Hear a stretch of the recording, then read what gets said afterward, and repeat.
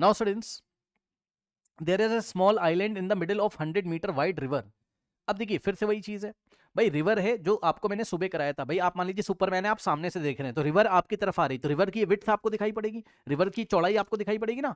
मान लो आप सुपरमैन हो, हवा में उड़ रहे हो, सामने हो आप, और नदी आपकी तरफ बहते हुए आ रही है, रिवर आपकी तरफ आ रही है, तो ये आपको विड्थ ये वाली दिखाई पड़ेगी ना, रिवर की विड्थ। तो रिवर की विड्थ को मैं यहाँ बना रहा हूँ आपको, भाई आप सुपरमैन हो, आप सामने से देख रहे हो, नदी आपकी तरफ फ्लो करते हुए आ रही है, तो ये विड्थ आपको दिखाई पड़ेगी, है ना। तो रिवर को हम बना लेते हैं, ये देखिए, देखिए ये आपकी रिवर है मान लीजिए, देखिए भाई नीचे तो इस तरीके से ऐसे रिवर, ये रिवर का लेवल है ना, ये रिवर का लेवल है और ये रिवर की विड्थ है।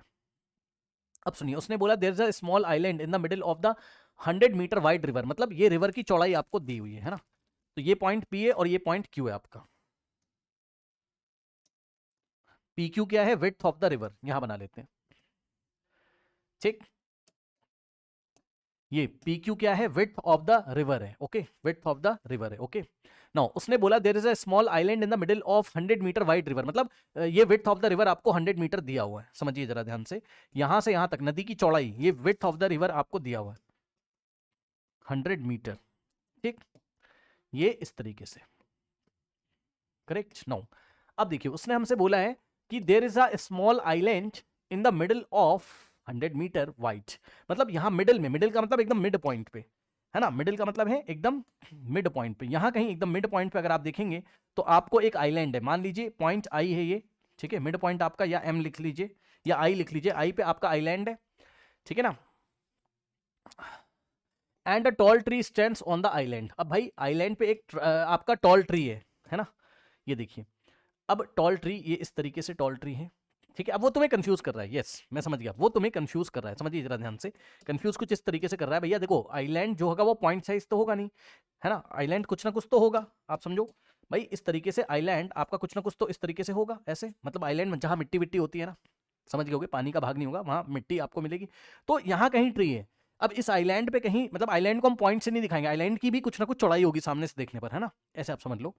अब इसमें कहीं ट्री होगा आपका, तो आपको ज्यादा परेशान नहीं होना है, आपको बस एक ट्री चुपचाप बना देना है यहाँ पर, ठीक है। क्या सर मिडिल में बनाएंगे, नहीं भाई नहीं, क्योंकि आप समझो ना, मिडिल पोर्शन में उसके आइलैंड इतने पोर्शन में है, तो उस आइलैंड के ऊपर कहीं ट्री एक पॉइंट पे खड़ा होगा, तो ट्री आप यहां खड़ा कर दीजिए इस तरीके से, ये आपका ट्री है, ठीक है ना, ये वाला टी पॉइंट, और ये वाले पॉइंट को हमने बोला आर, ठीक है, तो टी आर आपका क्या है, ट्री है, ओके, ठीक है, टी आर क्या है आपका, ट्री है, आपको घबराना नहीं, बस क्वेश्चन करते जाना। अब सुनो, उसने हमसे बोला है if the angle of elevation of the top of the tree from P and Q R respectively 30 and 45, तो कोई दिक्कत नहीं है, ठीक है। अगर हम पॉइंट पी से देखते हैं तो एंगल ऑफ एलिवेशन कितना बनता है 30 डिग्री, और अगर हम पॉइंट क्यू से देखते हैं तो एंगल ऑफ एलिवेशन कितना बनता है आपका 45, लेकिन मैंने आपको क्लास में क्या सिखाया है, ट्री को थोड़ा सा शिफ्ट करिए, बताइए याद आया आपको, मैंने क्या बताया था कि दूर से देखोगे तो एंगल छोटा बनेगा और पास से देखोगे तो एंगल ऑफ एलिवेशन बड़ा बनेगा, याद है, बताइए। तो इसका मतलब जो मेरा ट्री है वो, मतलब आइलैंड इतने पोर्शन में होगा, उसमें एक ट्री खड़ा हुआ है। अब आपको बस लैंग्वेज में कंफ्यूज कर रहे हैं, इसमें कुछ भी नहीं, ये आपका पॉइंट है टी, ठीक, ट्री का टॉप पॉइंट है टी, और यहां पर आपका पॉइंट है आर, ये वाला पॉइंट है आपका आर, इसको हम थोड़ा सा नीचे खिसका लेते हैं भाई, है ना। तो ये वाला जो पॉइंट है, ये पॉइंट आपका आर है, ठीक है ना। अब सुनिए ध्यान से, यहां पर उसने बोला कि if the angle of elevation of the top of the tree from the P and Q R respectively 30 and 45, मतलब अगर हम पी से खड़े होकर देखें इस ट्री के टॉप को, तो एंगल ऑफ एलिवेशन कितना बनता है हमारे पास 30 डिग्री, ठीक है। और अगर हम पॉइंट क्यू से देखते हैं तो एंगल ऑफ एलिवेशन कितना बनता है हमारे पास 45 डिग्री, ये इस तरीके से। अब ये 90 हो जाएगा, यहां से ये 90 हो जाएगा, और उसने हमसे बोला find the height of the tree, तो भाई मान लीजिए कि ये आपकी हाइट ऑफ द ट्री कितनी है, एच है, ये टी आर की लेंथ कितनी है, एच है, और इस एच की वैल्यू हमें निकाल के लेके आनी है, इस एच की वैल्यू हमें फाइंड करनी है, हाइट ऑफ द ट्री हमें फाइंड करना है, √3 का वैल्यू हमें दिया हुआ है 1.732। आइए इसको हम लोग सॉल्व करते हैं यहां पर, ओके। आइए देखिए कैसे करोगे, कुछ नहीं करना है, एक बार आप क्या लगाइए भाई, देखिए जो पॉइंट आपका इसके पास होगा उसमें एंगल ज्यादा, और जो दूर होगा उसके लिए एंगल छोटा, ये मैं बहुत बार आपको बता चुका हूं। अब आइए ट्राइंगल टी आर पी में आप tan 30 लगाइए, ये वाले ट्राइंगल में आप लगाइए, ठीक। So in triangle T R P अगर आप tan 30 लगाएंगे तो आपका कितना आएगा tan 30 ये वाले ट्राइंगल में क्या होता है, परपेंडिकुलर अपॉन में बेस, यानी कि परपेंडिकुलर कितना है h, और बेस कितना है p से लेके r तक, यानी कि PR। ठीक, अब tan 30 होता है 1/√3 is equals to h upon में PR, क्रॉस मल्टीप्लीकेशन करिए तो PR cross multiplication PR into 1 PR is equals to भाई PR इंटू 1 हो जाएगा और h इंटू √3, तो h इंटू √3। इस तरीके से इसको बनाइए इक्वेशन नंबर 1। अब आप आइए ये वाले ट्राइंगल में आप लगाइए, कौन से ट्राइंगल में, इन ट्राइंगल TRQ, TRQ इस ट्राइंगल में लगाइए tan 45। तो अगर आप लगाओगे यहाँ tan 45 तो आएगा आपका परपेंडिकुलर अपॉन में बेस। ठीक है, यानी कि h अपॉन बेस क्या है हमारे पास, RQ या QR बोल दीजिए आप इसको, ये लेंथ आप QR बोल दीजिए इसको, है ना।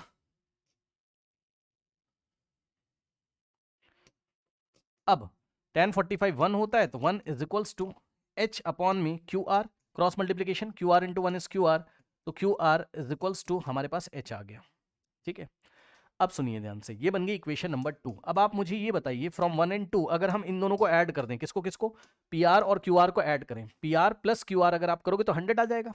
ठीक है, तो देखिए PR plus QR is equal to 100, ये देखिए PR plus QR is equal to 100, ये फिगर से आपको दिखाई पड़ रहा होगा। अब बस PR की वैल्यू रखो, QR की वैल्यू h के टर्म्स में रखिए, h निकाल लीजिए। तो PR की जगह h इंटू √3, PR की जगह हम h इंटू √3 रखेंगे और प्लस QR की जगह हम लोग h रखेंगे, QR कितना है h है। ठीक, और इज इक्वल्स टू 100। अब यहां से h कॉमन ले लीजिए, ये देखिए अब अगर आप h कॉमन लोगे तो ये आपका फर्स्ट टर्म है, ये सेकंड टर्म है। ठीक, तो h अगर आप कॉमन लेंगे तो ब्रैकेट में भाई यहां बचेगा फर्स्ट टर्म में √3 और प्लस यहां से h गया कुछ नहीं का मतलब है 1 बचा, इज इक्वल्स टू 100। अब h जो है कितना आएगा, ये देखिए एक तरीके से आ रहा है h into √3 + 1 is equals to 100। तो h क्या कर रहा है, इस पूरे ब्रैकेट में मल्टीप्लाई कर रहा है, तो ये पूरा ब्रैकेट उधर जाके डिवाइड करेगा, यानी कि h is equals to 100 divided by √3 + 1, है ना। ये जो पूरा ब्रैकेट में लिखा हुआ है ये h में मल्टीप्लाई कर रहा है, तो इधर आके 100 में डिवाइड करेगा तो h की वैल्यू आ जाएगी। ठीक है ना, साइन मत चेंज कर दीजिएगा। अब सुनिए ध्यान से, अब रेशलाइज कर दीजिए, देखिए कैसे, h is equals to 100 upon में √3 + 1। अब रेशलाइजेशन आपको करना आता है, याद है ना। हम क्या करेंगे, इसको ये साइन चेंज करके ऊपर नीचे मल्टीप्लाई करेंगे, यानी कि √3 - 1 से न्यूमरेटर में और √3 - 1 से हम लोग डिनोमिनेटर में मल्टीप्लाई करेंगे। तो यहां से हमारे पास h कितना आ जाएगा, h is equals to 100 into अब √3 की वैल्यू रखिए 1.732 और -1, √3 की जगह 1.732 -1 अपॉन में देखिए a + b into a - b, a² - b², इन दोनों में लगाया a² - b², तो a का स्क्वायर मीन्स √3 का स्क्वायर और माइनस b का स्क्वायर यानी कि 1 का स्क्वायर। तो यहाँ से आ जाएगा हमारे पास 1.732 में से 1 माइनस करिए, ये देखिए 1.732 में से 1 माइनस करने का मतलब 1.000 और माइनस करोगे तो 2 - 0 2, 3 - 0 3, 7 - 0 7 और पॉइंट के नीचे पॉइंट 0.732 हमारे पास आएगा। ठीक है, तो 100 इंटू 0.732 हमारे पास आएगा और डिवाइडेड बाय आप नीचे देखेंगे तो √3 का स्क्वायर होता है 3 और -1 का स्क्वायर 1, तो यहाँ से आएगा हमारे पास 100 इंटू 0.732 डिवाइडेड बाय 3 - 1 इज 2। ठीक, तो यहाँ से अगर आप देखेंगे तो 2 1 2 और 2 इंटू 50, या हम एक काम करते हैं इससे भी अच्छा हम एक काम करते हैं, पहले देखिए हम 100 से इसको मल्टीप्लाई कर लेते हैं, इन दोनों को हम अगर मल्टीप्लाई करेंगे तो डेसिमल 2 प्लेस राइट में शिफ्ट हो जाएगा, है ना। 73.2, तो 73.2 और नीचे डिवाइडेड बाय 2 है। अब इसको सॉल्व कर लीजिए, 73.2 को 2 से डिवाइड करेंगे तो कितना आएगा, 2 1 जा 2 3 जा 6 1 जाएगा, 2 6 जा 12 1 जाएगा, 36.6 मीटर्स। ओके, तो हाइट ऑफ द ट्री जो आ गई हमारे पास वो आ गई 36.6 मीटर्स। चलिए बढ़ते हैं हम लोग नेक्स्ट क्वेश्चन की तरफ। नाउ स्टूडेंट्स इस क्वेश्चन को देखिए, उसने बोला 2 palm trees are of equal heights are standing opposite to each other on either side of the river. फिर से वही चीज है, देखिए मान लीजिए आप सुपरमैन है, आप सामने से देख रहे हैं नदी आपकी तरफ बहते हुए आ रही है, नदी फ्लो करते हुए आपकी तरफ आ रही है, आप सामने से देख रहे हो तो आपको ये नदी का जो रिवर है उसका विड्थ दिखाई पड़ेगा, ये वाला है ना, इसकी चौड़ाई आपको दिखाई पड़ेगी, ये पॉइंट P है, ये पॉइंट Q है। ठीक, तो ये जो नदी का विड्थ है इसको हम बना लेते हैं यहाँ पर, ये रिवर का विड्थ है आपका, इस तरीके से सामने से आप देख रहे हो तो ये आपको दिखाई पड़ेगा।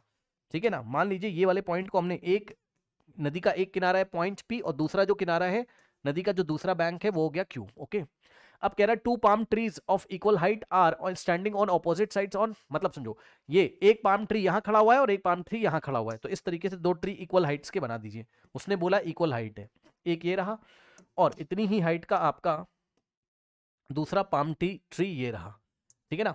दोनों की हाइट आपकी क्या है, सेम है, यहां पर दोनों की हाइट आपकी सेम है, करेक्ट। अब सुनिए, ये एंगल हमारा 90 हो जाएगा, ये एंगल हमारा इस तरीके से 90 हो जाएगा।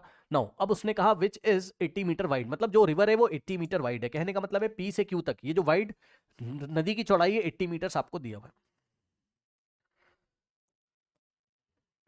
ये इस तरीके से 80 मीटर वाइड है आपकी, ठीक। अब उसने क्या बोला, कह रहा from point O between them, between them का मतलब ये नहीं होता कि मिडिल में है ना, बिटवीन देम का मतलब है कहीं यहाँ कोई पॉइंट है मान लीजिए। अब आपको पता है यहां से हम एक बार इस वाले ट्री के टॉप को देखेंगे, एक बार इस वाले ट्री के टॉप को देखेंगे, जो ट्री आपके पास होगा वहां पे एंगल ऑफ एलिवेशन उसके लिए बड़ा बनेगा, हमेशा याद रखिए, ठीक है। तो ये वाला पॉइंट ओ है आपका, ठीक।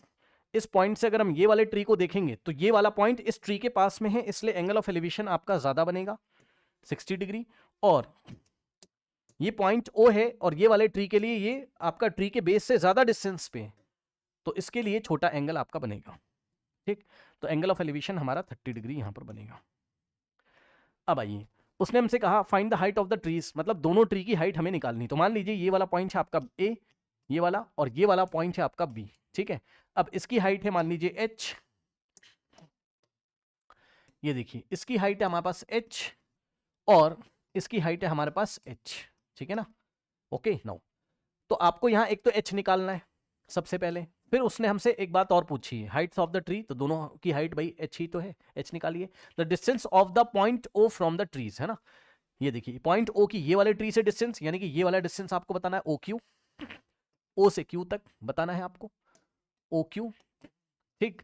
और ये ओपी आपको बताना है, ठीक। ओपी आपको बताना। अब मेरी बात ध्यान से सुनिए, सर पहले हम कौन सा डिस्टेंस बताएंगे, ओपी या ओक्यू, तो जिस ऑर्डर में क्वेश्चन पूछा है उसी ऑर्डर में डिस्टेंस बताएंगे। मतलब समझिए, उसने बोला ना ट्रीज आर 60 एंड 30, तो 60 डिग्री वाले मतलब ओपी आप पहले बताओगे और ओक्यू आप बाद में बताओगे, समझ गए। जिस ऑर्डर में उसने हमसे क्वेश्चन पूछा, पहले 60 की बात करी फिर 30 की, इसका मतलब जहां से खड़े होके आप देखते हो 60 बनता है, तो उस पॉइंट का ये वाले ट्री से ये डिस्टेंस हम पहले बताएंगे ओपी वाला, और आंसर लिखते टाइम ये वाला डिस्टेंस हम बाद में बनाएंगे, है ना। क्योंकि फर्स्ट वाला डिस्टेंस होगा 60 डिग्री के लिए और सेकंड वाला होगा 30 डिग्री के लिए। जिस ऑर्डर में क्वेश्चन पूछेगा उसी ऑर्डर में आंसर देना। अब आइए देखिए, मान लीजिए कि आपका P से O तक OP आपका कितना है, x है, तो ये बताओ टोटल अगर 80 था, 80 में से x गया तो 80 माइनस x हो जाएगा हमारे पास। ये देखिए OQ हमारा क्या हो गया, O से Q तक 80 माइनस x हो गया, ठीक। बस अब लगाइए दोनों ट्राइंगल में, पहले ये वाले ट्राइंगल में लगाइए tan 60, तो इन ट्राइंगल APO अगर आप tan 60 लगाओगे तो यहां से आएगा आपका परपेंडिकुलर h अपॉन में बेस x, tan 60 होता है हमारे पास √3 is equals to h upon में x, ठीक। अब यहां से आप एक काम करिए, आप यस देख लेते हैं, अभी इसको ऐसे ही छोड़ दो, रुक जाओ, देख लेते हैं अभी इसको ऐसे ही छोड़ दीजिए, ठीक है ना। ओके नाउ अब देखिए यहां पर इस ट्राइंगल में आइए पहले, या आप एक काम कर लो, सुनो एक काम कर लो, यहां से x की वैल्यू आप निकाल लीजिए, कोई दिक्कत नहीं है ना, x की वैल्यू आप यहां से निकाल लीजिए, ओके। क्योंकि अगर हम, ठीक है देखिए, या छोड़ भी सकते हो, कोई दिक्कत नहीं है। देखिए चलो अभी देख लेते हैं, दूसरी क्वेश्चन निकाल लेते हैं, आइए, है ना। देखेंगे जैसे आसान पड़ेगा कैलकुलेशन वैसे करेंगे। ये वाला जो ट्राइंगल है आपका, कौन सा ट्राइंगल, BQO, तो देखिए इन ट्राइंगल BQO में अगर आप लगाओगे tan 30 तो आएगा आपके पास कितना, परपेंडिकुलर अपॉन में बेस, परपेंडिकुलर h और बेस हो गया 80 माइनस x, है ना। तो h अपॉन में 80 माइनस x, तो अगर आप देखोगे tan 30 होता है हमारे पास 1/√3, ठीक है, is equals to h upon में 80 माइनस x, ठीक, ये हो गया। अब आइए, अब चलो x ही निकाल लेते हैं, पहले निकालना तो है ही है ना, x ही निकाल लेते हैं। तो इसके लिए आप क्या करोगे, देखिए क्रॉस मल्टीप्लीकेशन, देखिए 80 माइनस एक्स यहाँ डिवाइड है, इधर आके मल्टीप्लाई कर देगा, मतलब 80 माइनस एक्स इंटू में 1/√3 हो जाएगा, इज इक्वल्स टू एच। ये समझ में आया भाई? 80 माइनस एक्स इधर डिवाइड में ना एच में, तो इधर जाके मल्टीप्लाई करेगा 1/√3 में। ठीक, अब 80 माइनस एक्स इंटू 1 तो 80 माइनस एक्स हो जाएगा, अपॉन में √3 हो जाएगा, इज इक्वल्स टू एच। ठीक, ये बन गई इक्वेशन नंबर 2। तो सुनिए, एक बार हमने इक्वेशन नंबर 1 से एच निकाला था, नहीं निकाला था तो निकाल लीजिए, एक्स इधर चला जाएगा तो X into √3 is equals to H. ये इधर आके मल्टीप्लाई करेगा, ये बन गई इक्वेशन नंबर 1। तो H is equals to X √3 था एक बार एच इज इक्वल्स टू क्या था? एक्स √3 था। ठीक, और एक बार आपका H is equals to 80 minus X upon में √3 था। तो सुनो, इन दोनों को हम इक्वेट कर सकते हैं। सुनो, ये भी एच है और ये भी तो एच है, तो दोनों आपस में इक्वल हो जाएंगे भाई, दोनों एच के इक्वल है ना भाई। एक्स √3 भी एच के इक्वल है और 80 माइनस एक्स अपॉन √3 भी एच के इक्वल है। तो फ्रॉम 1 एंड 2, फ्रॉम, ये 1 इक्वेशन थी आपकी, ठीक है, from equation number 1 and equation number 2 अगर आप जाएंगे तो आपके पास क्या हो जाएगा? एक्स √3 इज इक्वल्स टू में ये हो जाएगा is equals to 80 minus X upon में √3। अब सुनिए, ये √3 80 माइनस एक्स में डिवाइड, इधर आके मल्टीप्लाई करेगा, यानी कि एक्स √3 में ये वाला √3 क्रॉस मल्टीप्लीकेशन इधर आके मल्टीप्लाई करेगा, तो इंटू में √3 इज इक्वल्स टू आएगा 80 माइनस एक्स। अब √3 इंटू √3 3 होता है, तो x इंटू √3 इंटू √3 को हम लोग 3 लिखेंगे, is equals to 80 minus X बचा, ये ब्रैकेट आप हटा सकते हैं, 3 इंटू एक्स 3x हो गया, और ये वाले माइनस एक्स को इधर लेके आइए तो प्लस एक्स हो जाएगा, इज इक्वल्स टू में 80 अब 3x प्लस एक्स होता है 4x इज इक्वल्स टू 80, तो यहाँ से x आप निकालोगे तो 20 आपका आएगा। ठीक है, x is equals to 80 divided by 4, तो 4 1 दा 4 2 दा, x इज इक्वल्स टू कितना हो गया हमारे पास? 20 मीटर्स। ठीक है ना, ठीक। नाउ अब आइए, x अगर 20 मीटर है तो कहने का ये मतलब है कि आपका ये वाला लेंथ कितना आ गया? 20 मीटर। ठीक, और ये वाला कितना आएगा? 80 माइनस 20 60, तो यहां से यहां तक हो जाएगा 60 मीटर्स।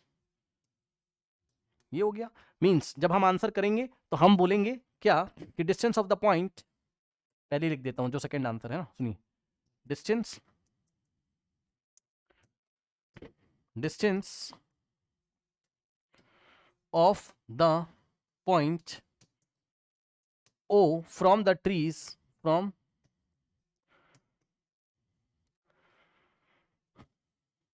the trees are ध्यान सुनो, 20 मीटर एंड 80 मीटर, सॉरी 80 नहीं 60 मीटर्स। ठीक है, distance of the point O from the trees are 20 meter and 60 meters for 60 meters for, या रेस्पेक्टिवली ब्रैकेट में लिख दीजिए, that is I dot E का मतलब that is for 60 degree and 30 degree.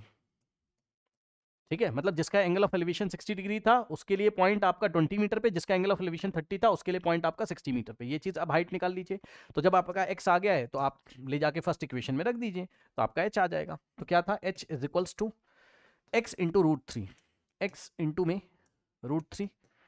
ठीक है, तो h is equals to, x कितना है हमारे पास? x का वैल्यू 20, तो 20 इंटू में √3। अब √3 की वैल्यू लीजिए, आंसर निकालिए। यहाँ पर 20 को आप लिखिए 2 इंटू 10 और इंटू में 20 को लिखा 2 इंटू 10 और √3 की वैल्यू 1.73 क्वेश्चन में दिया हुआ है।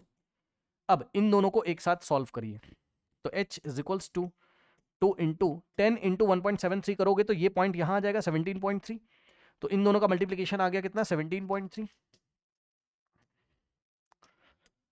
ठीक, और अब इसको सॉल्व कर लीजिए, तो हाइट ऑफ द ट्री जो निकल के आएगी आपकी वो आएगी 2 3 6 और पॉइंट मल्टीप्लाई तो कर लोगे, 2 7 14 और 1 2 2 34.6 मीटर। ये आपकी क्या आ गई? हाइट ऑफ द ट्री आपकी आ गई।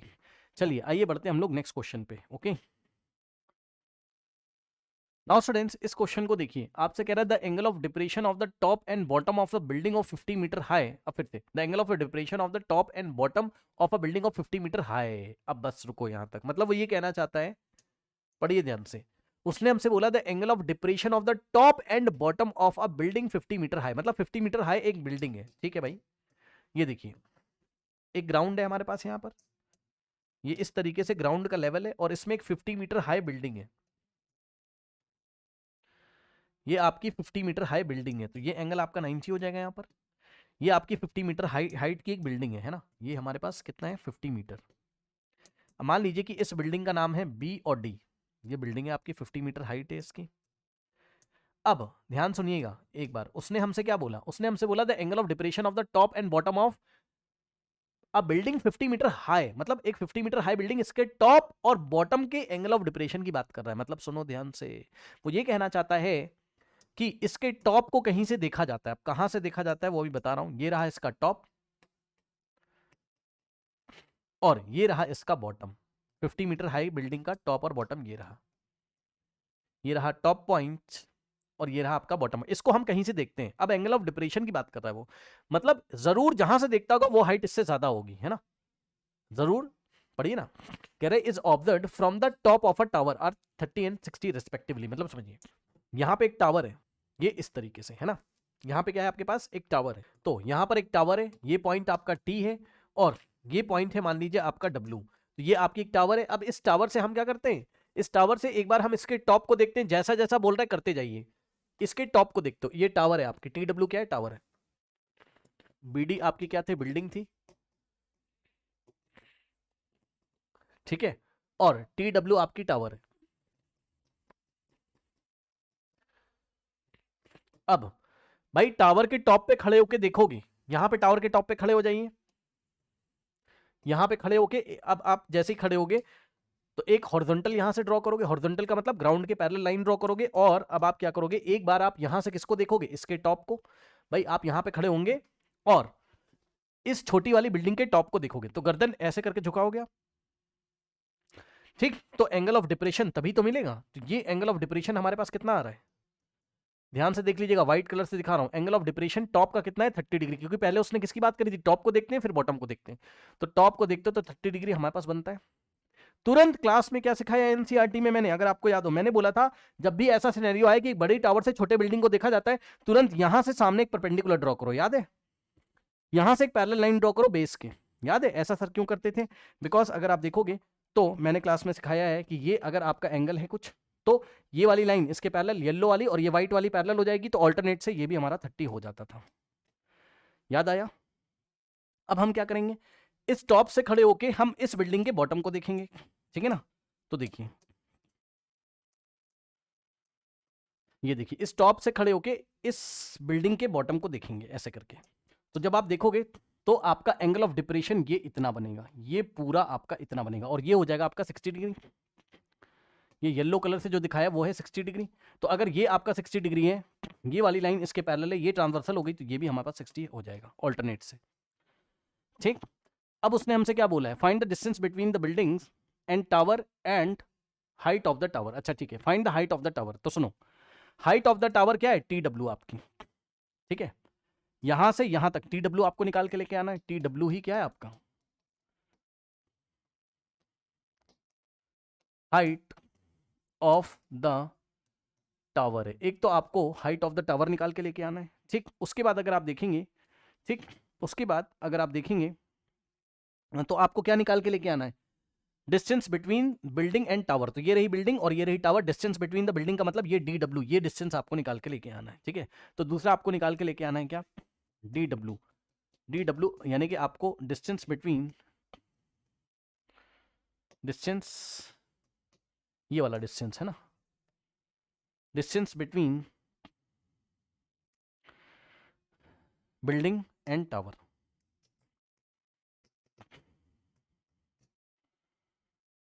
ठीक। चलिए आइए निकालते हैं भाई, आइए देखिए किस तरीके से आप निकालोगे। सबसे पहले आप ये वाला पॉइंट, इस पॉइंट को कुछ बोल दीजिए, लेट अस से ये पॉइंट है आपका ई। तो आप ये वाले ट्रायंगल में देखिए, ये ट्रायंगल आपको दिखाई पड़ा, ठीक, यस। ये वाला ट्रायंगल अगर आप देखेंगे, अच्छा एक काम और कर लीजिए, हम एक काम करते हैं, सुनो ध्यान से। हम यहां से यहां तक इसको देखो, अगर ये 50 है तो आपका ये भी 50 हो जाएगा यहां पर,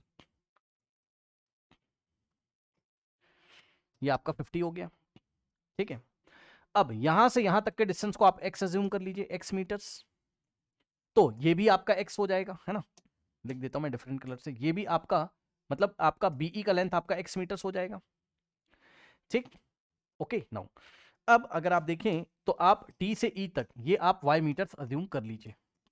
y की वैल्यू अगर आ गई तो y प्लस 50 करोगे तो ये वाली हाइट आपकी टावर की आ जाएगी, और x निकाल लोगे तो बिल्डिंग और टावर के बीच का डिस्टेंस आ जाएगा। अब आइए सॉल्व करते हैं। देखिए यस, सबसे पहले हमने क्या किया, हमारे पास टू अननोन्स हैं x और y। टू अननोन है तो टू ट्राइंगल ले लीजिए। कौन कौन से? एक तो ये छोटा वाला लीजिए, ये वाला ट्राइंगल, ठीक, मतलब ट्राइंगल TEB में, ये वाले ट्राइंगल में tan 30 लगाइए। सो इन ट्राइंगल TEB ये आपका 90 है ये, ठीक। तो ये वाले ट्राइंगल में आप लगाइए tan 30, TEB में आप लगाइए tan 30। ओके, तो tan 30 इज इक्वल्स टू क्या हो जाएगा हमारे पास, परपेंडिकुलर अपॉन में बेस, तो परपेंडिकुलर y है और बेस कितना है, x है, ठीक।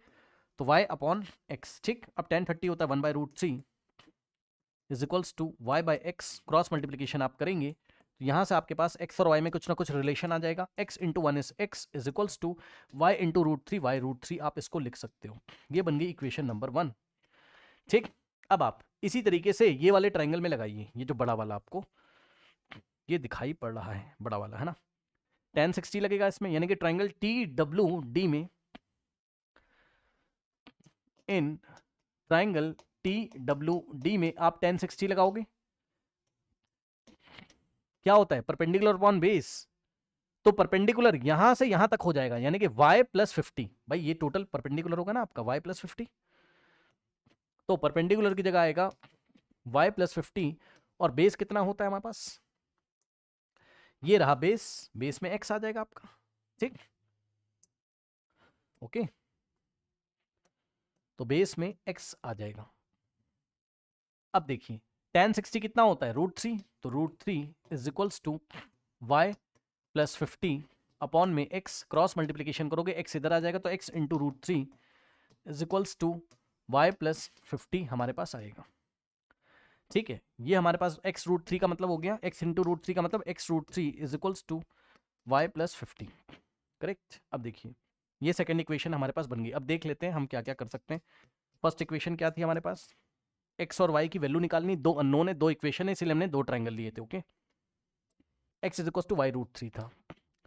फर्स्ट इक्वेशन क्या थी, x is equal to y into √3, यानी कि y√3। अब x भी निकालना है और y भी हमें निकालना है, ठीक है ना। आइए आइए क्या निकालना पसंद करेंगे भाई, पहले अगर हम x की जगह y√3 रख दें तो बात बन जाएगी। आइए, तो फ्रॉम 1 and 2, सुनो ध्यान से, इक्वेशन नंबर 1 से सुनिए, ये क्या लिखा है, ये क्या लिखा है, ये लिखा है x इंटू √3, ऐसे लिखा है, is equals to y plus 50। अब सुनिएगा ध्यान से, हम सब्सटीट्यूशन मेथड लगा रहे हैं, x की जगह हम क्या रखेंगे, y√3, तो ये जो x लिखा हुआ है इसकी जगह हमने लिखा y√3 और इंटू में √3 is equals to y plus 50, है ना। अब आइए देखिए y ऐसे ही हमारे पास, ठीक है, और इंटू में अगर आप देखोगे तो √3 इंटू √3 3 होता है, भाई मल्टीप्लीकेशन में ही तो चल रहा है, y इंटू √3 इंटू √3, √3 इंटू √3 3 हो गया, तो y इंटू 3 हो गया, is equals to y plus 50 हो गया। अब y इंटू 3 3y हो गया, is equals to y plus 50, तो ये वाला y इधर आएगा, तो 3y minus y is equals to 50।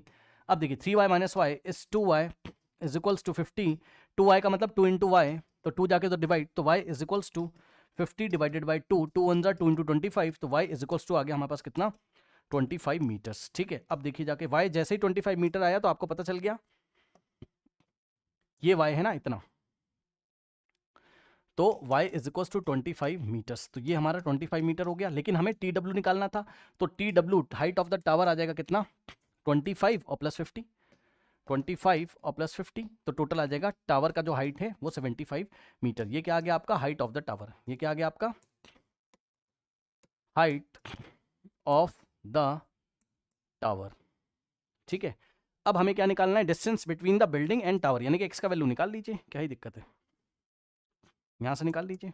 x is equals to y into √3, तो y इंटू √3 की वैल्यू आपको दी होगी, चेक कर लीजिए, नहीं दी है, 1.732 रखोगे, y की जगह हम कितना रखेंगे, 25, 25 और इंटू में y की जगह 25, इंटू में रूट सी की जगह 1.732 मीटर्स में आंसर आएगा। 25 को 1.732 से मल्टीप्लाई कर लीजिए। 1.732 इंटू 25 करिए, 5 टू द 10, 1 जाएगा, 5 से 15 प्लस 1 16, 1 5 35 प्लस 1 36 और 3 5 1 5 प्लस 3 8 और इंटू में 2 टू द 4, 2 3 6, 2 7 14 और 1 2 1 2 प्लस 1 3 और ये आ जाएगा 10, 1 जाएगा तो आएगा 13, तो 1 जाएगा यहाँ पर, आ जाएगा हमारे पास कितना 13 और 1 जाएगा 43, है ना। इतना ही कुछ आ रहा है, पीछे से 3 डिजिट छोड़ के डेसिमल भाई चेक करना जरा, 43.3 मीटर ही आ रहा है। ठीक, तो इस तरीके से हमारे पास ये आपका सेकंड आंसर है। खुद से लिख लीजिएगा कि distance between the building and tower is 43.3 metres और अप्रॉक्स, क्योंकि हमने रूट 3 की अप्रॉक्स वैल्यू ली है 1.732, chapter number 1 mathematics class 10th में हमें पढ़ाया गया है। आइए हम लोग बढ़ते हैं नेक्स्ट प्रॉब्लम की तरफ। नाउ स्टूडेंट्स देखिए, क्वेश्चन एनसीईआरटी से इंस्पायर्ड है। आपको कह रहा है vertical tower stands on a horizontal plane, है ना। तो ये आपका एक हॉरिजॉन्टल प्लेन है, यानी कि ये आपका ग्राउंड है इस तरीके से। ठीक, ये आपका ग्राउंड है इस तरीके से। अब सुनो, उसने हमसे बोला है कि अ वर्टिकल टावर, इसके ऊपर एक टावर खड़ी हुई है। ध्यान सुनिए जरा, टावर को मैं व्हाइट कलर से दिखा रहा हूं। तो ये टावर है हमारे पास, ठीक। ये है पॉइंट ए और ये है पॉइंट बी, ठीक। ये एंगल आपका 90 होगा। ए बी आपकी टावर है, ए बी आपकी क्या है, टावर है। अब उसने हमसे क्या बोला है, a vertical tower stands on a horizontal plane and it's surmounted by, surmounted by का मतलब इसके ऊपर टिका हुआ है। कौन टिका हुआ है, एक फ्लैग स्टैफ, यानी कि झंडे का डंडा लगा हुआ है। ओके, फ्लैग लगाने के लिए हम एक डंडा लगाते हैं ना, तो ये रहा हमारा येलो कलर का डंडा, ठीक। ये देखिए, तो इस पॉइंट को हमने बोला डी, तो डी से ए तक ये जो लेंथ है ये फ्लैग स्टैफ है। डी ए क्या है हमारे पास, फ्लैग स्टैफ, ठीक। अब सुनिए, फ्लैग स्टैफ ऑफ हाइट 6, मतलब इसकी हाइट आपकी 6 है। तो डी ए की जगह आपको 6 लेना पड़ेगा। डी ए का लेंथ ये येलो वाला आपको 6 लेना पड़ेगा, 6 मीटर हमें लेना पड़ेगा। अब सुनो, कह रहा है कि the angle of elevation of the point of bottom and top of flag staff, मतलब ये जो झंडे का डंडा है, ये इसका टॉप ये रहा, बॉटम ये रहा इसका। भाई झंडे का जो डंडा है उसका टॉप और बॉटम को हमें देखना है ना, समझिए। तो फ्लैग स्टैफ का टॉप ये रहा और फ्लैग स्टैफ का बॉटम ये रहा।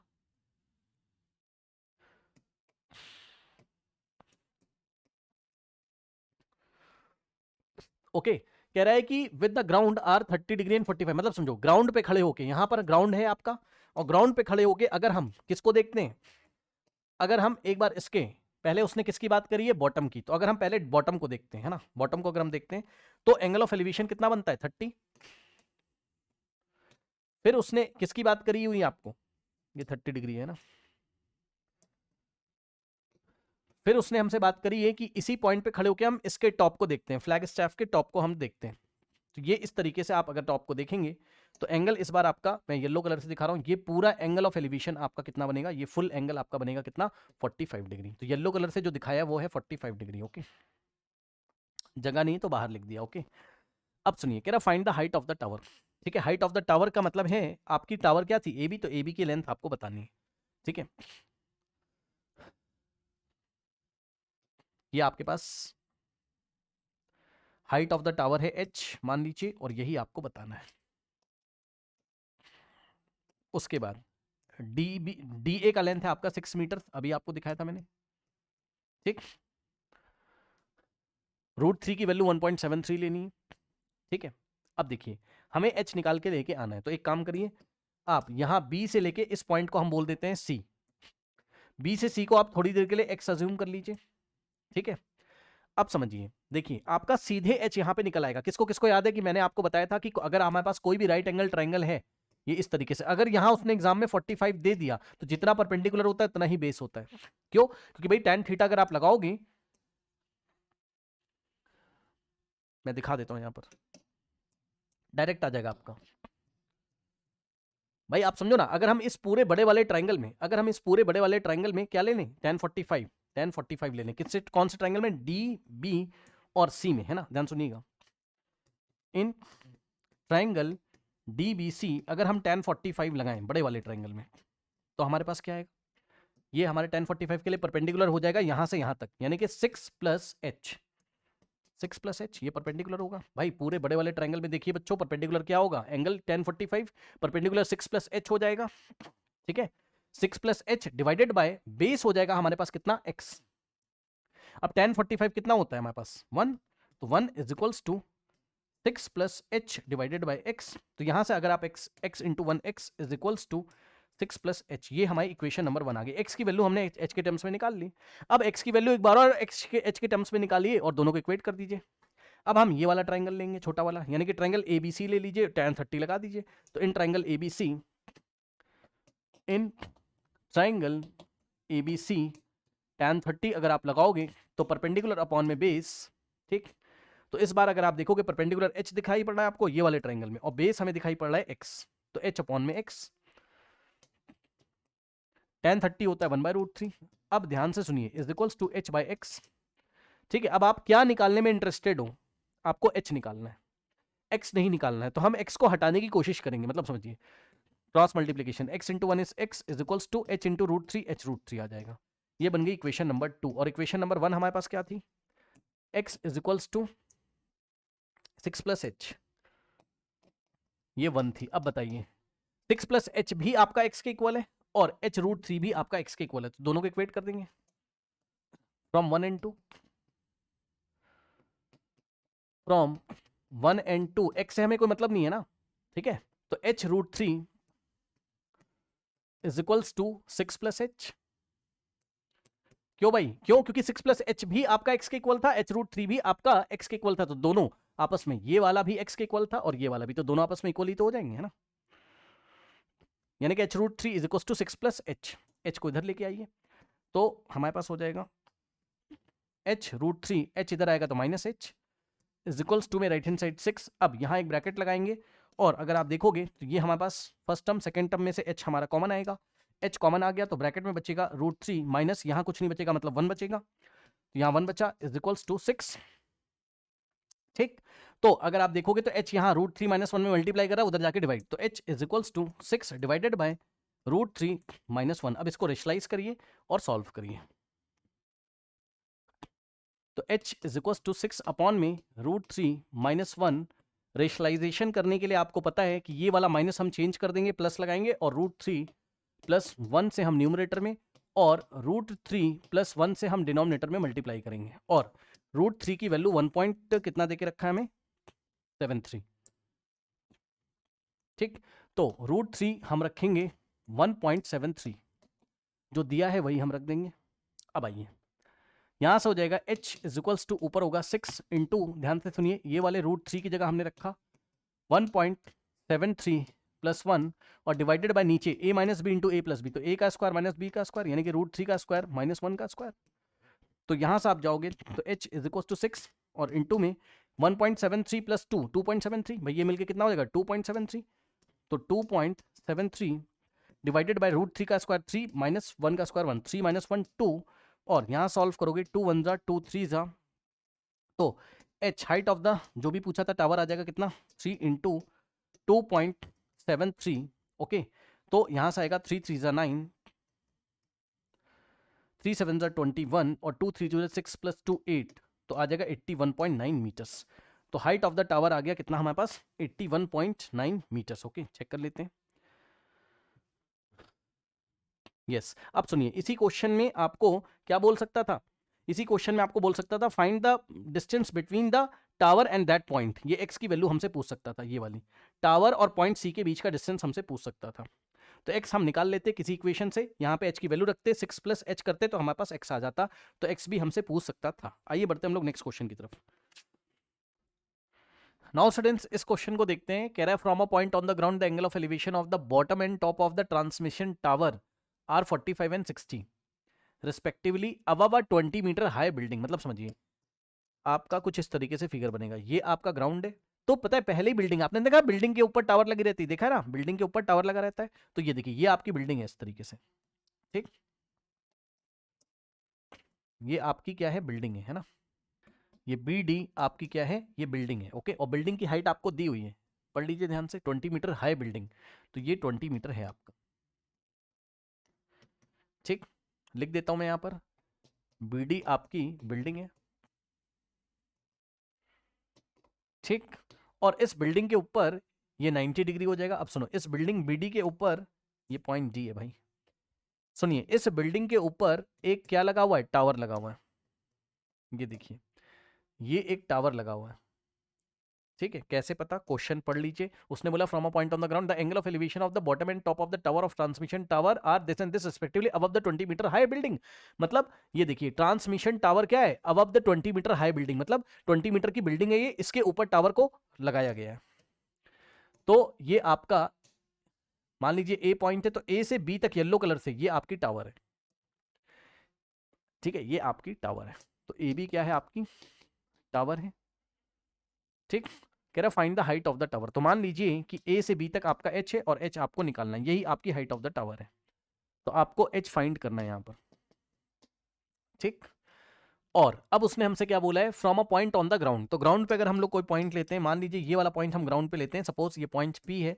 अब यहां से हमें क्या क्या देखना है, उसने हमें बोला है कि the angle of elevation of the bottom and top of the transmission tower. पहले उसने किसकी बात करी है, बॉटम, और फिर टॉप की बात करी है। ठीक है, तो ये येलो कलर से ये आपकी ट्रांसमिशन टावर है, इसका टॉप कहां पर है, ये पॉइंट A इस ट्रांसमिशन टावर का टॉप है, और ये वाला जो पॉइंट B है ये इसका बॉटम है। तो पहले उसने किसको देखा, इस पॉइंट P से पहले उसने किसको देखा, पढ़िए ध्यान से। कह रहा है कि from a point the angle of elevation of the bottom. तो पहले उसने बॉटम को देखा और फिर उसने टॉप को देखा। तो यहां से उसने पहले इसके बॉटम को देखा, ट्रांसमिशन टावर के पॉइंट P से आप बॉटम को देखिए। तो एंगल ऑफ एलिवेशन आपको पहले वाला कितना दिया, पहले उसने बॉटम की बात करी, एंगल ऑफ एलिवेशन हमारा 45 डिग्री है। ठीक, और फिर उसने इसी पॉइंट से टॉप को देखा है, और एंगल ऑफ एलिवेशन हमारे पास 60 डिग्री है। ये angle of elevation yellow colour से दिखा रहा हूँ, ये पूरा हमारे पास, ये पूरा 60 डिग्री है। जहां जगह नहीं तो मैं बाहर लिख दे रहा हूँ, ये येलो वाला आप 60 डिग्री लोगे। ठीक है, अब हमें क्या निकालना है, हमें एच की वैल्यू निकालनी, बहुत ईजी, कुछ नहीं करना है हमें, साफ साफ दिखाई पड़ रहा है, ध्यान से चेक करिए। हमारे पास देखिए, अगर हम इसको एक्स अज्यूम कर लेते हैं थोड़ी देर के लिए, तो दो अननोन है आपके पास, एक्स, अगर एक्स आ जाएगा तो एच भी आ जाएगा, क्योंकि बड़ा वाला ट्रायंगल लोगे और आप tan 60 लगाओगे तो हो जाएगा। तो एक बार छोटा वाला लीजिए, एक बार बड़ा वाला, एक बार ये वाला ट्रायंगल ले लीजिए। ठीक है, देखिए ट्रायंगल BGP में, ये वाले में है ना, दिखा ट्रायंगल BGP में। सो इन ट्रायंगल BDP में अगर आप देखोगे, ये वाला देखिए, ये जो एंगल आपका 45 है, tan 45 लगाइए। तो tan 45 अगर आप लगाओगे तो आएगा आपका परपेंडिकुलर अपॉन में बेस, यानी कि आएगा 20 अपॉन में बेस कितना है, x।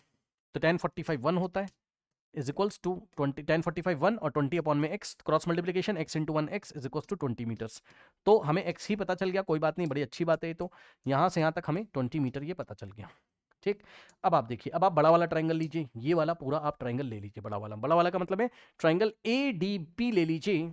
So in triangle ADP अगर आप लोगे तो इस बड़े वाले ट्रायंगल में तो आप क्या लगाओगे भाई, tan 60 आप लगाओगे ना, ये वाला एंगल आप। तो tan 60 is equal to perpendicular upon base.